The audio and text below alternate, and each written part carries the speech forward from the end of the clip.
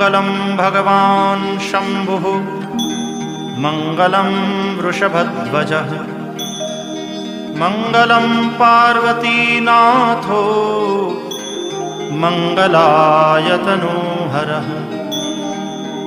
सर्वमङ्गलमाङ्गल्ये शिवे सर्वार्थसाधिके शरण्ये त्र्यम्बके गौरी नारायणि नमोऽस्तुते।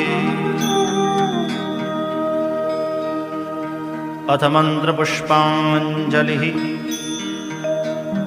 ॐ जग्नेन जग्नमयजन्त देवास्तानि धर्माणि प्रथमान्यासन्